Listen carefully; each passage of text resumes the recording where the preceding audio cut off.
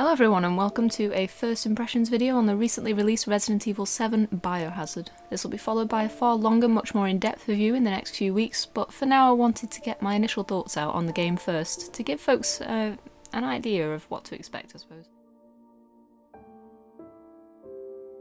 It's been 2 years since Resident Evil 7 was released.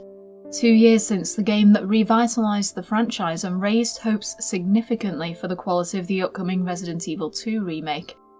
And yet, aside from a brief excursion into the Not a Hero DLC, I've honestly not thought about it all that much since completing it.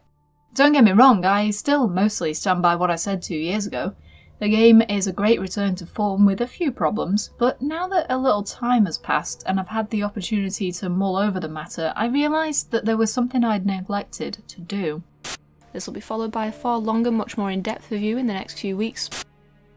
I never made that longer video, so it's time to rectify that.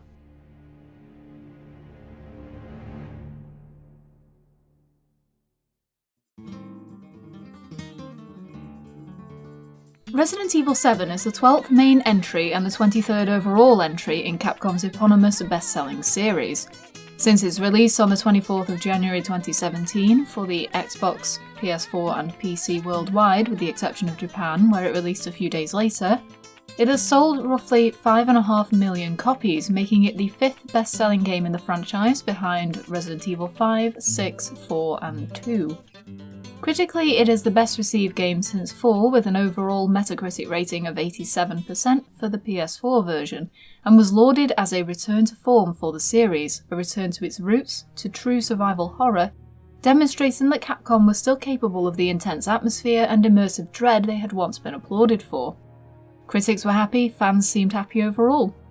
But it's all very well listing numbers, facts and figures. Empirical data can only go so far when it comes to analysing the quality of a video game and its place within a franchise that, if not birthed, at least greatly popularised the survival horror genre. Now that I've had a chance to think it over and replay the game a few more times, I think it's the right time to delve into one of my most beloved franchises once again. For a little background before we begin, as discussed in both my Resident Evil 7 review and my retrospective on the remake, this is a franchise that is very close to my heart. The remake was the first horror game I ever played, and back in the day it truly scared me in that bizarre, enjoyable way that sparked a lifelong love for the horror genre. Resident Evil as a franchise is one of extreme highs and dismal lows, from the much beloved Resi 2, the genre-defining Resi 4, all the way down to the less likeable Resi Survivor and Umbrella Corps. Capcom has been slapping that Resident Evil title on all sorts of rubbish over the past few years.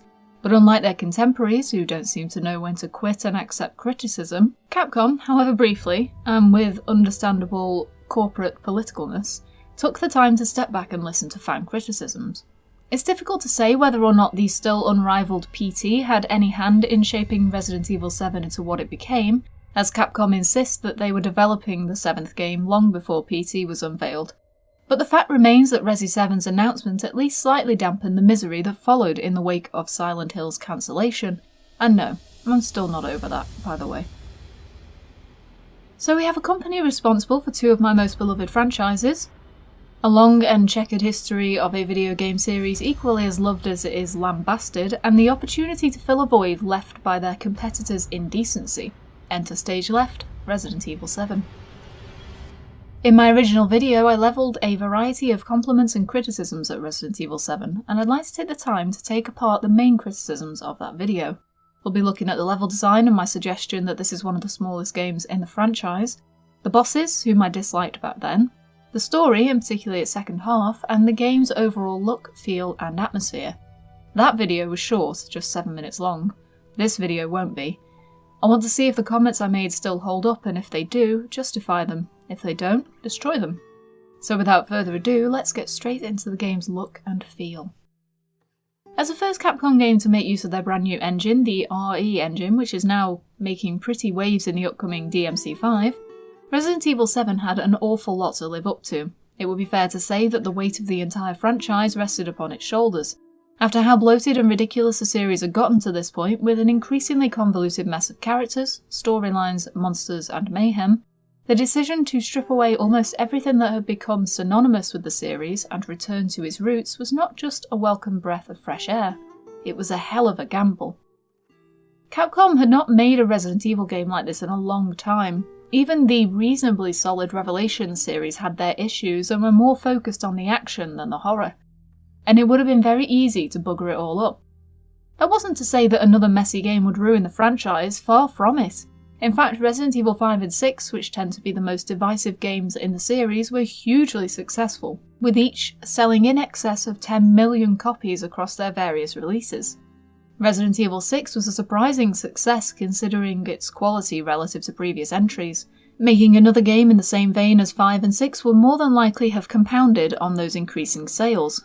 People drawn in by the shift towards run-and-gun action would have continued to support the franchise, whilst the core fans who still clung to the older games would have quietly drifted away. So it was a surprise to me at least when Capcom announced that they were revitalising the franchise. Resident Evil 7 was to be a brand new start, a game that would make use of the Resident part of its title. Gone were the constrained linear levels, the mountains of guns and ammo, the trigger-happy zombies and Michael Bay explosions. Capcom threw out their giant roster of beloved characters and brought us a Silent Hill-esque everyman in the form of Ethan Winters. They switched from third person to first person, something that had not been done in the series since the On-Rail Chronicles games a decade or more previously. And when the first trailer dropped, it was dark, gritty, photorealistic, and more importantly, horrifying. Horror is such a subjective experience that trying to definitively state that something is scary or terrifying is largely a waste of time. But that doesn't mean that just because someone doesn't find Saw scary that it's any less of a horror film. As I often say in my videos on horror games, I am extremely difficult to scare, but I do love playing horror games because the times where they do genuinely scare me or prompt a sense of dread and impending doom, I love it. I've played so many god-awful horror games just to enjoy those few short, sharp shocks of jump scares or the ongoing, lingering terror of not knowing what's around the next corner. A horror game doesn't need to justify its existence as long as it ticks those boxes for me. The Resident Evil franchise started to move away from horror when it made the leap to full 3D rendering. Whilst Code Veronica was still very much a survival horror game, Resi 4 was absolutely geared more towards the action, and balanced this with a goofy sense of self-awareness, light-heartedly poking fun at its own forefathers, and itself. The only real issue I maintain with Resi 4 these days is that it popularised the Quicktime Event, and though at the time the interactive cutscenes, and particularly the knife fight with Jack Krauser, were fresh and interesting, the overabundance of Quicktime Events in modern gaming is arguably a direct result of Resi 4's attempt to integrate them as an interesting mechanic. They were interesting 12 years ago. They really aren't anymore. By the time Resident Evil 5 was released, the series had largely lost its survival horror identity in favour of a more action-oriented experience. But where Resi 4 was a self-aware, campy B-movie of a game, Resi 5 took itself very seriously. It had a serious plot with serious characters, a beefstick Chris Redfield who looked as though he had not so much hit the gym as eaten it. It had actress and director Eva Ladere doing her absolute best to put on an English accent despite every other black character being African. And the plot essentially boiled down to Resi 4 again, but with less humour. Despite all of that, however, and despite every absolutely justifiable criticism of Resi 5, I actually really like it. Don't get me wrong, I completely agree that the game has no idea what it's trying to be, that it has a muddled sense of identity caught somewhere between Resi 4 and the remake, but it is a solid action game, even if it relies far too much on QTEs, and even if many of the enemies are just reskinned Resi 4 bosses. It tried basically nothing new, and yet I'm willing to forgive it an awful lot of its transgressions, purely and simply because I really like the Jill and Wesker boss fight, and I would very much appreciate it if Jill and Chris would just get a sodding room already. With the advent of Resident Evil 6, the series was being peddled as a dramatic horror franchise, and whilst in terms of pure content it is true that the game could be categorised as horror, what with all the zombies milling about in the dark, the subjective horror experience was gone for me. Resident Evil 6 was an extraordinary chore to sit through, and the only times I've ever completed the game have been when I've had a co-op partner. It's clear that the game was designed as a cooperative experience, but what isn't clear is its absolute ungodly mess of a plot. Without ragging on Resi 6 too much, because that isn't the point of the video, let's just say that this creature here is basically the living embodiment of the game's plot and move on. Given all of that, the decision to remove the overwhelming majority of the series' identity in favour of a more contained, stripped-down story was absolutely the right decision. It's difficult enough for players to keep track of a game that has 17 different threads divided between its endlessly increasing roster of characters, let alone for the developers to keep track of their own internal logic. For comparison's sake, Resident Evil 6 has 7 main playable characters: Leon, Helena, Chris, Piers, Jake, Sherry, and Ada. 3 of those characters are brand new additions to Resident Evil 6. On top of that, we also have Simmons, the main villain of Leon's campaign, Ada Wrong, the main villain of the entire game, who was at one point Simmons' wife, Hunnigan returning from Resident Evil 4, and a cluster of named characters introduced and killed off within each campaign who pretty much exist only to die horribly. So on top of balancing the stories of 4 characters whom we're already familiar with, the game also has to set up 3 new characters, make them relatable or at least interesting, explain their backstories, their motives, and how they connect to the characters whom they are paired with. We also have to be drip-fed information about Ada Wrong, how she came to be a clone of Ada, along with how exactly this new strain of the T-Virus, G-Virus, C-Virus, Plagas virus, and whatever else is in this amorphous mess of a game actually bloody well works. It is quite frankly tiring, and it really is not worth the effort to even attempt to untangle the plot and how it fits in with the other games. Conversely, Resident Evil 7 has 1 main character, Ethan, and 1 playable side character in the form of Mia, whom you take control of for roughly 40 minutes to an hour throughout the entire game. With the exception of the 2 videotapes where you play as Clancy, Ethan and Mia are the only playable characters in the game. They have a nice neat backstory. They were in a relationship until Mia took a job, the nature of which she lied to Ethan about, and disappeared. 3 years later, Mia is able to get a message out to Ethan, and because he's a big old sap who still loves her, he jets off to rural Louisiana to find her and bring her home. That's it. Nice and bloody simple. Aside from Ethan and Mia, we have 5 other characters in the entire game, and 1 poor gentleman who exists only to immediately die. We have the members of the Baker family: Jack, the father, Lucas, the son, Zoe, the daughter, and Marguerite, the mother. Their family dynamic is instantly recognisable and relatable during the early sequence in which Ethan is tied up at their dinner table. I'll talk about this in more depth later, but this scene sets up the family so well that it's frankly extremely impressive. Other than these fine fellows, we also have Evelyn, the game's primary antagonist, and for the sake of spoilers, that is all I will say for now.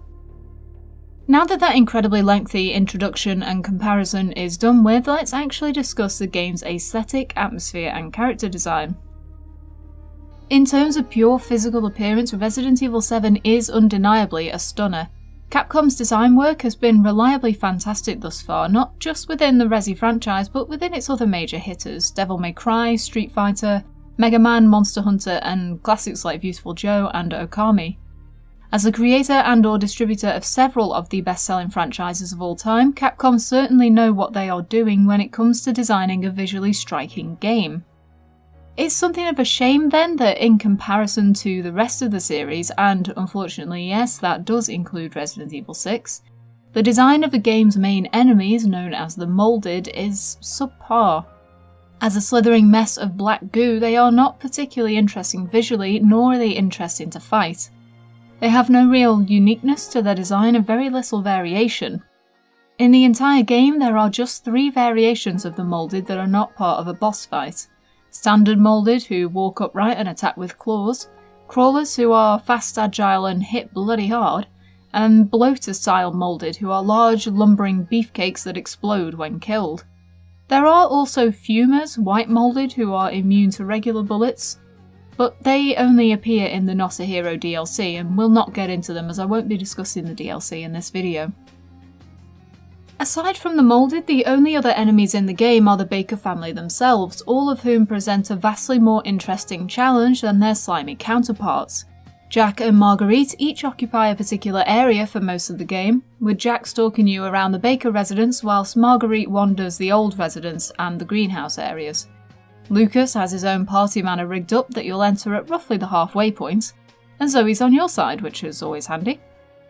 In terms of their appearance and the game's visual prowess overall, the character models in Resi 7 are fantastic, with each character afforded their own distinctly dirty, gritty realism that marks each one as instantly unique and appreciable. Jack's scruffy beard, circular glasses, and tendency towards flannel shirts, coupled with his haggard but confident posture, mark him as a family patriarch who demands respect or takes it. Lucas's irritable, snivelling exterior and almost permanent use of his hood portray a shallow, aloof character who is physically weak but likes to believe he is intellectually superior. Marguerite is a glossy, dishevelled woman whose hair is a tangled mess, face scrunched up, teeth almost permanently gritted, who is entirely absent of any confidence until Jack is no longer around. She's clearly terrified of him, but when caught alone she is a formidable force of nature. By contrast, both Zoe and Mia have pleasingly simple designs, with each typically dressed in jeans and sleeveless shirts that display a slowly degrading purity and trustworthiness. The overall design of the Baker family more than makes up for the disinteresting, moulded enemies, with the stories told by each of their appearances impressive and engrossing. Only Ethan really loses out on this great characterisation, primarily out of the misfortune of being a first-person character, but also due to being a generic everyman more akin to the Silent Hill series than the Resident Evil series. Similarly, the game's overall aesthetic portrays an unfortunate family's descent into rotting, miserable madness. Echoes of a formerly happy family life still remain. Photographs upturned on chests of drawers, an American football helmet, a father's office. But the entire building is ripe with decay, mould spreading through the farthest reaches of the house, smothering the basement. Something that might once have been a place where the family took their hunting spoils has become an impressive, nightmarish prison cell. An old, abandoned family room complete with a deer head plaque, an old roaring fire, a storage room, has been locked away behind an obscure puzzle and a scorpion-shaped key, products of madness. The entire house has been stifled by a seeping sense of dread and foreboding, endemic of a house and a family on the verge of collapse. The normality that we can see every so often is a stark reminder that what has happened to this family is not necessarily something of their own doing, and by this point, probably something we can't reverse. For all its crumbling, flawed misery, the house and its surrounding grounds still tell a visually unique, fascinating story. Traces of the beginning hour tape are woven into the guest house, the bloodied pipe where Andre was murdered, the window nailed shut where our character tried to escape. The main house is a bizarre combination of various trades and craftsmanship that quite strongly stretch our suspension of disbelief. Why does the Baker residence have a morgue? Why does it have a crematorium? How does a house slap bang in the middle of a swamp have a strong enough foundation to sustain such an enormous basement complex? It's possible that Jack's hunting habits led to the inclusion of some of the stranger aspects of his house, an incinerator for dealing with any excess takeaways from the animals, for example, but it's a fair stretch of the imagination. I suppose it's also plausible that Jack either transformed the basement himself at the behest of Evelyn or hired contractors willing to assist in the transformation, but where on earth did they get the money to do this? When it comes down to it though, for as unlikely as it is for a normal family house to have such an extensive basement like this one beneath their house, it's hardly the worst crime the series have ever committed. Although Resident Evil 1's Spencer Mansion made a little more sense with its various underground complexes fully funded by the corporate conglomerate Umbrella, and Resi 2 and 3 both took place in locations that were almost overwhelmingly sensibly designed, 4, 5 and 6 all took some fair liberties with their level designs. A church with a hidden series of tunnels and what have you beneath the organ and locked by 2 Virgin Mary statues, for example. Or small African villages chocked full of megalith underground complexes that were apparently built by an American conglomerate corporation without any fuss from the locals. Resi 7 is very tame by comparison. The game's second half is where its aesthetic somewhat loses its way, devolving into a collection of extremely similar mineshafts and tunnels that have no opportunity to be even remotely interesting due to their simplistic nature. The crashed ship, on the other hand, is much more interesting, largely due to the time decay of its 3 years run aground. Great swaths of the hull have been torn apart and the moulded have infested the interior, slathering the ship in a gritty, ugly slime that seems to follow you at every turn. Although it is a shame that more time was not spent with the Baker residence, I can somewhat understand why Capcom chose to shake it up for the second half of the game. Too much time spent in the residence would undoubtedly have caused reviewers to complain that the game was just a reskinned Resi 1, so efforts to mitigate that are commendable, even if they don't necessarily interest me 100% of the time. Overall, the game's level design is the strongest it's been since, I would argue, the remake. Whilst both 2 and 3 were excellently designed games, the way that the Baker residence has been neatly slotted together, and the way it unfolds around you as you explore and survive, is so evocative of the first game that it honestly impresses me Capcom are still capable of creating such intricate games, after the way the series has collapsed in on itself. It's definitely a deliberate attempt to call out to players who have stuck with the series since its heyday, and I can't fault Capcom for that. Although the game isn't perfect and suffers from a middling second half, what Capcom have achieved with the Baker residence overall is little short of fantastic when compared to their recent efforts. In my original video, I mentioned that I suspected this was the smallest game in the series, but made little effort to expand on that. It's inarguable that the game is smaller in scope than 4, 5 and 6, since given the more linear nature of all 3 of those games, there is more time devoted to hiking along lengthy trails and, say, trailblazing across a non-specific African desert in a military jeep. Realistically though, due to the nature of 7's design, we should be drawing comparisons to 1-2 and Code Veronica in the way it's been constructed. I'm eliminating Resi 3 from the fray purely due to the fact that, like the 4th game, it is a series of smaller, puzzle-filled areas connected by long stretches of linear pathways, traversing a larger city hub. Resi 3, whilst an excellent game overall, is packed with so many moments of pure backtracking that it can at times feel artificially lengthened by the process of walking down a street you've already walked down 30 times. Before I go on, I want to make it clear that small does not inherently mean bad. What I should have said in my original video is not so much small, which in and of itself doesn't really mean anything, but rather, I should have said that in terms of the game's overall map size and surface area, it feels less expansive than previous games. Whilst it is true that the Baker residence is evocative of the original game's excellent mansion design, encouraging you to memorise the map and remember the locations of various locked doors and the like, it is a considerably smaller building and as a result takes far less time to navigate and commit to memory than its peer. Like I said before, I know that Capcom would have caught an awful lot of flack if they just repeated the original game over again, but they could have easily remedied this game's relative brevity by including just a little more within each area, even if the only purpose served by expanding the house was to improve upon the backstory of the Baker family. However, forcing additional level design into any game does not inherently improve it. Padding out a game is all well and good as long as the extra padding serves some sense of purpose. Without delving too much into this matter, consider the difference in quality between Resident Evil 4 and Resident Evil 6. Cramming as much as humanly possible into 6 did not make it a better game. It made it an incredibly tedious, needlessly long game that wore out its welcome faster with each campaign. 4 8 to 10 hour campaigns, each with multiple points crossing over into other campaigns, causing you to repeat several sections of the game, with the only difference being your character model is not just tiring, it is lazy.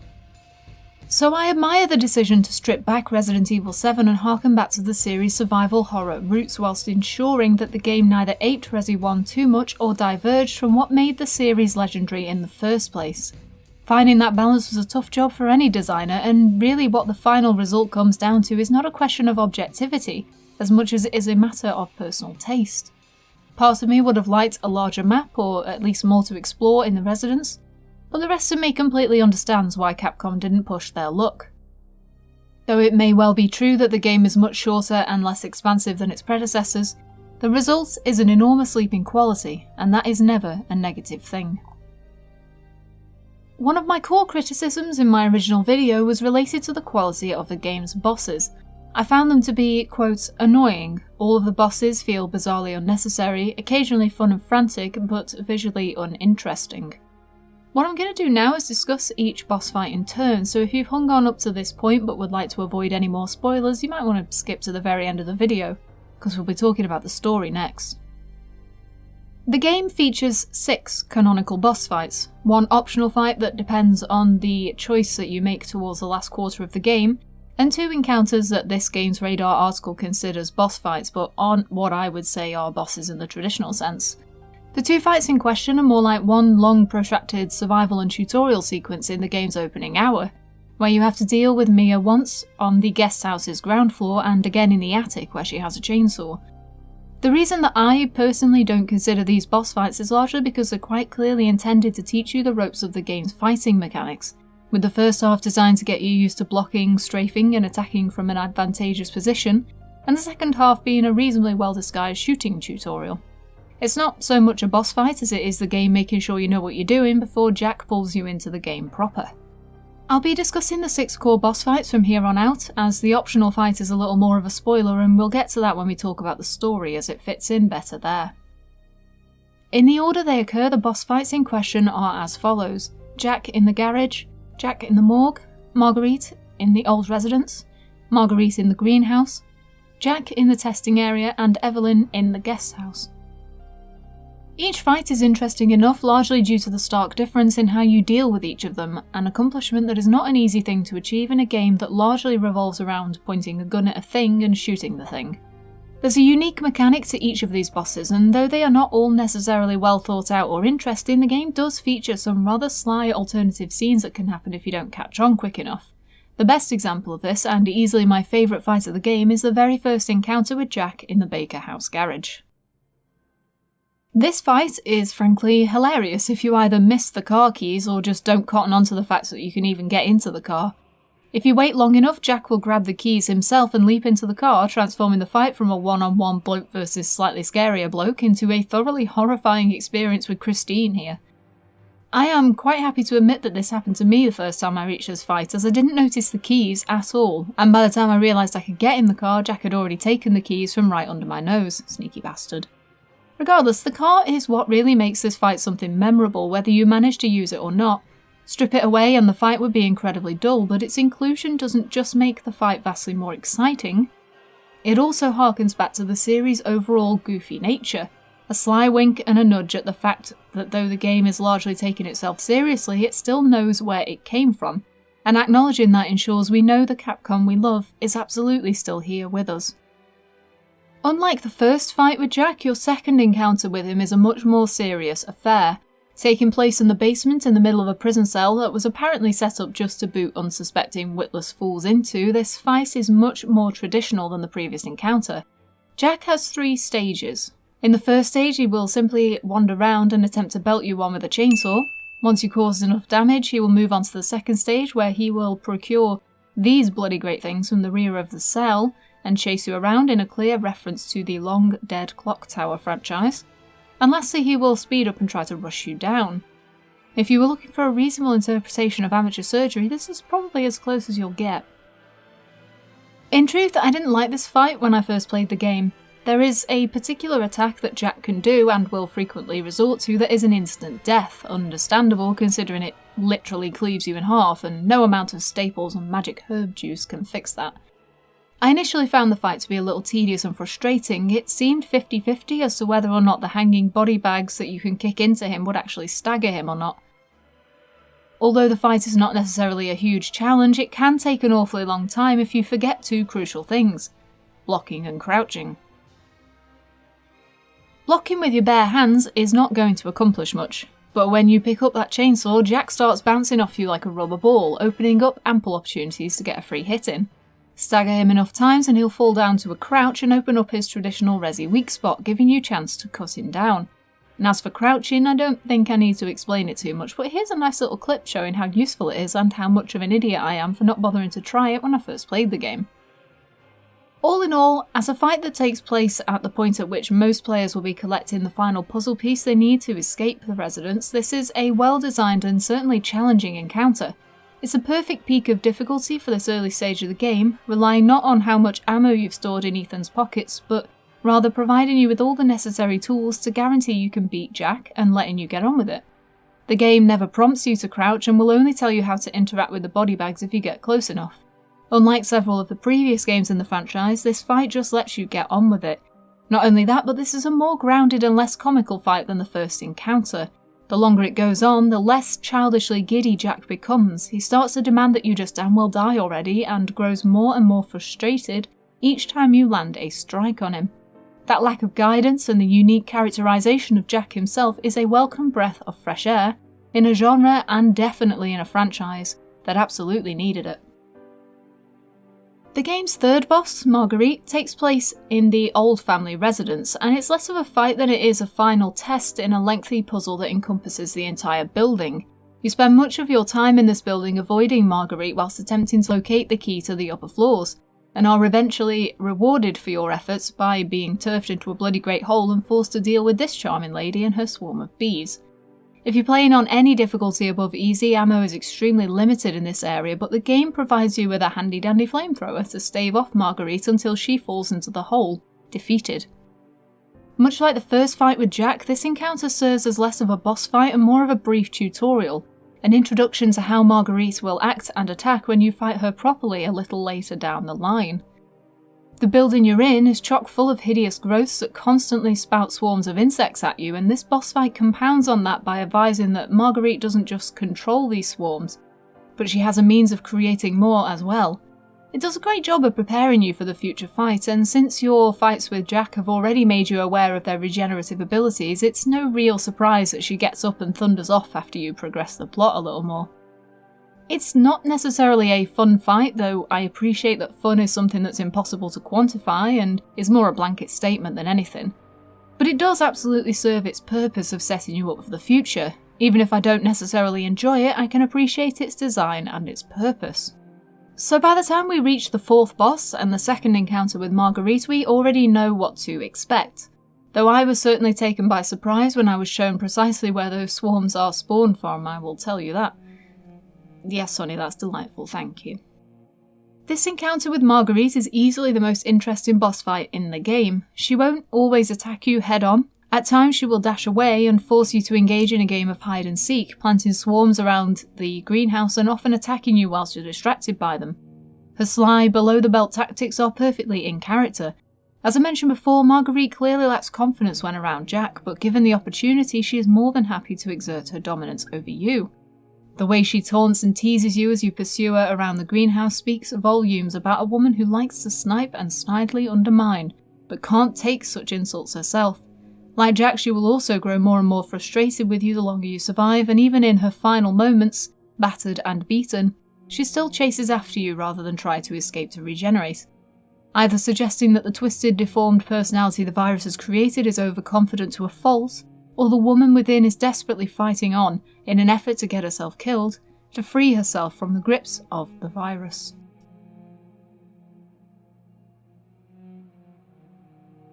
The fourth fight is the final encounter with Jack. And by this point there is little left of the man that we knew. With his human shell practically decimated, the mutation has taken a full hold of him, transforming him into something vaguely resembling Salazar and Sadler from the fourth game. Whilst it's true that what I said earlier about each fight being unique still applies to this encounter, it is easily the least interesting fight in the entire game. Although the area that it takes place in is constrained, considerably smaller than the Sadler arena, it plays out in largely the same way. Jack's malformed body has a series of weak spots in the form of eyes, and the aim of the fight is to destroy each of these in turn, until the encounter progresses to the final stage, where Ethan injects Jack with a serum that completely destroys him.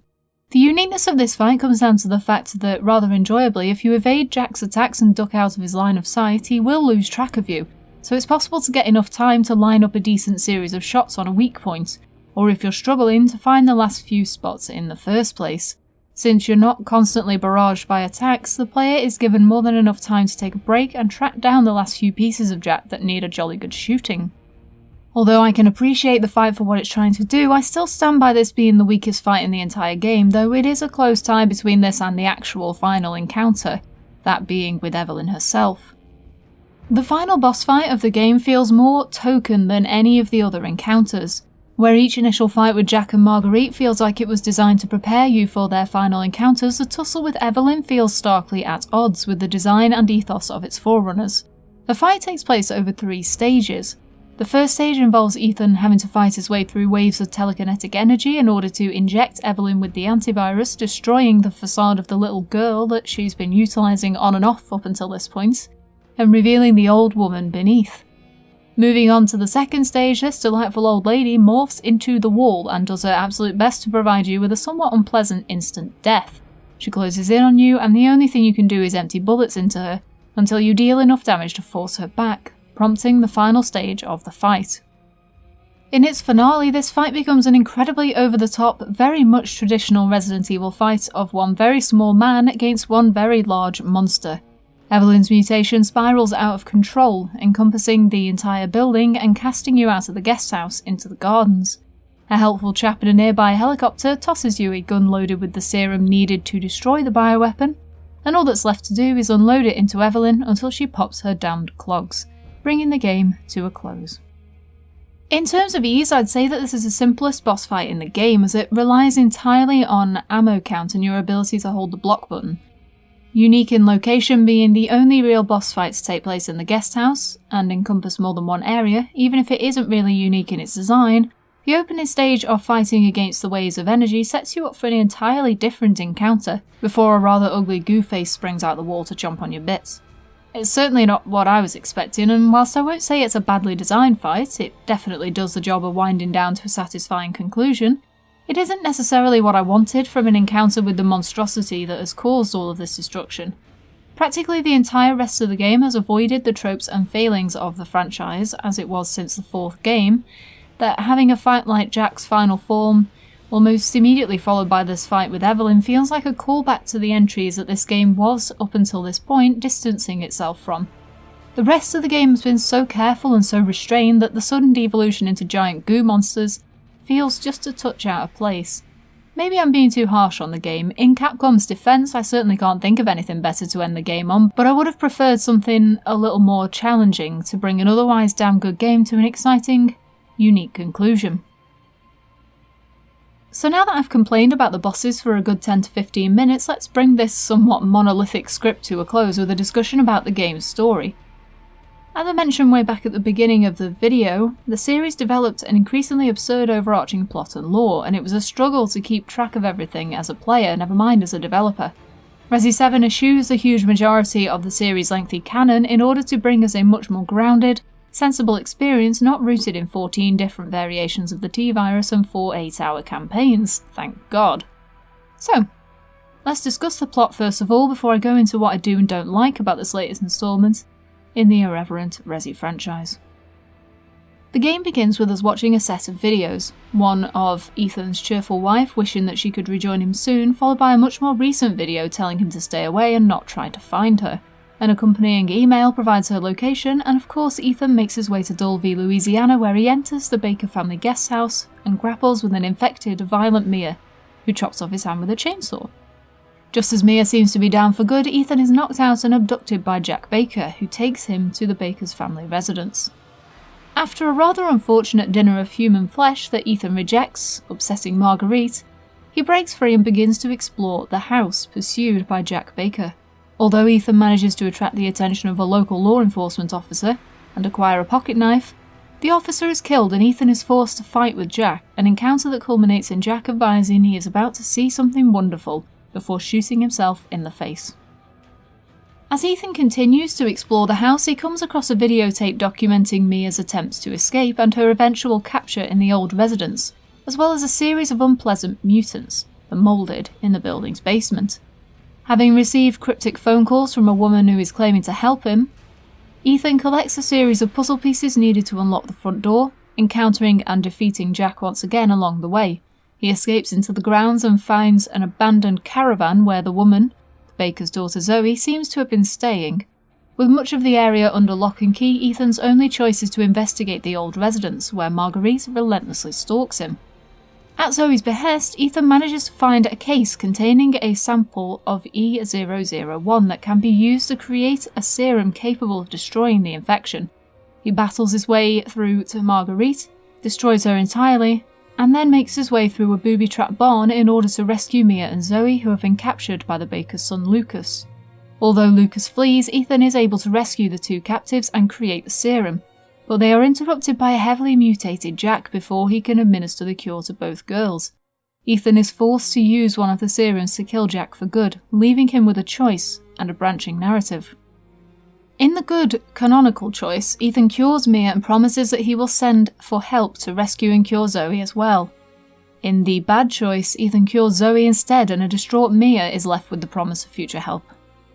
Either way, as Ethan and his chosen beau depart, their boat is overturned, Ethan is captured, and either Zoe is killed by Evelyn, or Mia washes up on the wreckage of a ship. You take control of Mia regardless of who you choose, and a flashback sequence reveals that she was an employee of an organisation who developed Evelyn as a bioweapon, but the transportation mission she was a part of was foiled when Evelyn escaped containment, crashing the ship and bringing Mia under her control. It is revealed that Evelyn is obsessed with the need for a family, considering Mia to be her mother and Jack to be her father. The narrative then splits again. If Ethan cured Mia, she gives him a vial of Evelyn's genetic material before locking him out of the ship as she succumbs to Evelyn's control once again. If he chose to cure Zoe, Ethan is forced to kill Mia, destroying her for good. Once the decision is made, Ethan escapes the ship and travels through a series of salt mines, discovering a hidden laboratory where Lucas, in exchange for immunization against Evelyn's control, was communicating with the organisation to provide information on what Evelyn was capable of and the toll it was taking on his family.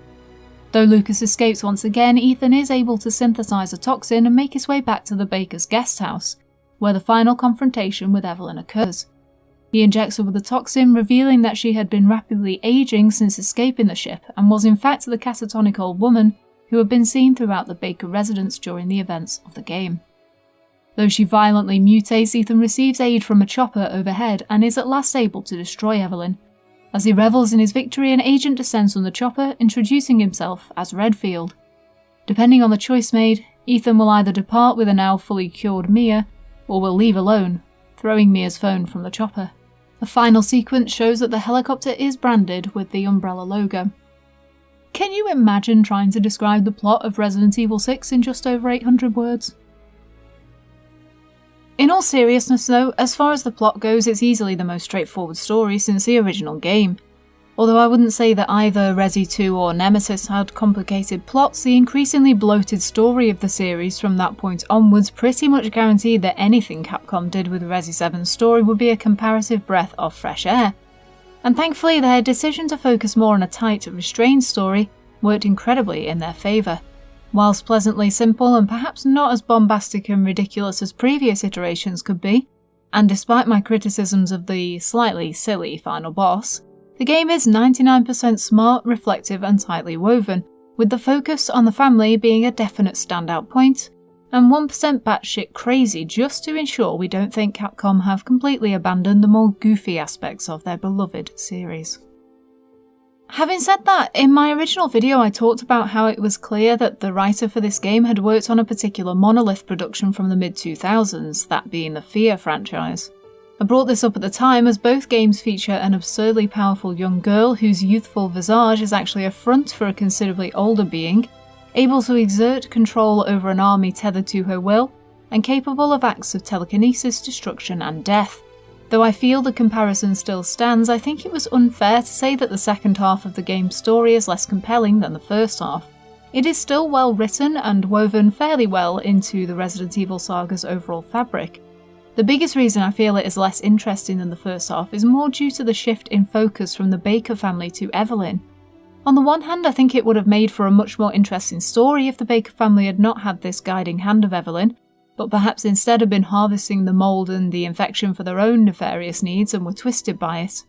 Although I appreciate the redemptive aspects of the game when it comes to the Baker family, They are much more interesting and much more threatening when you don't know that they're just being manipulated by an evil little girl with magic powers.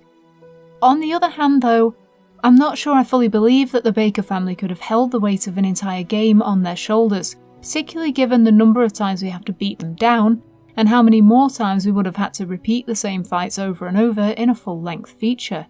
Perhaps Capcom were aware of this, maybe they even tried it and decided it wouldn't work, and that's how we ended up with what we have today. What it comes down to though is that the risk truly was worth the reward. The positive reception to Resi 7 should have given Capcom the confidence boost they needed to continue to be a positive influence on horror gaming. No company is perfect. Hell, Umbrella Corps was released just 6 months before Resi 7, but for a company to realise their mistakes and make efforts to repair the damage they wrought is a pleasant change in an environment riddled with overzealous, overconfident and overpraised developers who toss out a broken game with a recognisable name on it and call it a full release, and then wonder why nobody wants to buy it. 2 years ago, I stated that despite my problems with the game, it was a solid experience and a great return to form for the franchise. This isn't entirely true. Now that I've taken the time to consider it again, to break down this game into its core components, I feel confident in saying that Resi 7 is the best game since the 4th one. And if I wanted to be somewhat inflammatory, I might even suggest that it was slightly better than Resi 4. These days, at least. Sure, I haven't really thought about Resi 7 all that much in the time since its release, but really it's likely because I didn't need to. My opinion on it hasn't drastically changed, other than to appreciate the boss fights more than I once did. I've thought about Resi 4 a lot, in the, I think, 14 years since its release, good god. With my opinion drifting a little the more games have tried to emulate its game-changing success. Resident Evil 4 was, and remains to this day, an excellent game. Its protagonist was a snarky, witty bastard, its villains were tremendously fun, and its gameplay was solid. Boss fights were varied and unique, the enemy variety was huge, and the tongue-in-cheek writing was the perfect companion to a series that began with a Jill sandwich. But each time I replay it, I find myself frustrated by one thing in particular, the Quicktime Events. When QTEs were introduced to Resident Evil, they were a split-second decision you made in Nemesis that had the opportunity for branching narratives and alternative approaches. In Resi 4, they were there to keep the player engaged during important cutscenes, or to provide an alternative challenge to the player rather than just constantly running, stopping to turn and aim, shooting and then running on again. They weren't overused, with the exception being the largely pointless sequence in a laser hallway that was intended as a reference to the subpar movie that was released a few years prior. So why am I suggesting that Resi 4 is not as enjoyable as it once was? The problem is that this decision to make QTEs a core part of the gameplay is a large part of what ultimately led to Resi 6 being the incredible slog that it was. With the 5th game, Capcom tried to recreate the success of 4 whilst fundamentally misunderstanding what it was about 4 that people loved so much. They brought back the solid mechanics but messed up the story and the characters, returning to the more serious and gritty atmosphere of the remake, in a move that caused a stark contrast between releases. By the time the 6th game rolled around, its multiple lengthy campaigns stank of a company that had no idea what its fans wanted and tried to please everyone. And as we all know, try to please everyone and you end up pleasing no one. I am emphatically not saying that the QTEs make Resident Evil 4 bad, not at all. It is a fantastic game and it remains one of my favourite games of all time and the game that I have replayed the most. What I am saying is that the absence of QTEs in Resi 7 makes the game better, and it shows that Capcom truly did listen to their fans, which in truth is all I wanted from this game. The leaps and bounds that Resi 7 made towards repairing this franchise are undeniable, and I'm trusting Capcom to make good of their promises and bring us the remake of Resident Evil 2 that we desperately want. If it's even half as good as the original remake, then we're absolutely in safe hands. And if the trend continues, we could well have a Nemesis remake on the horizon. Hell, I am well up for being able to replay Jill's solo adventures in slick 4K just to hear this fabulous line once again. You want stars? I'll give you stars.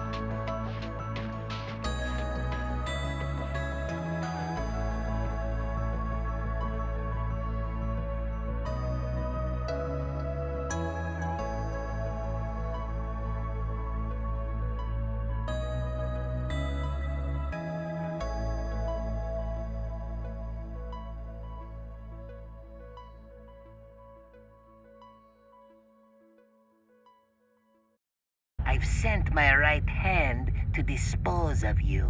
Your right hand comes off?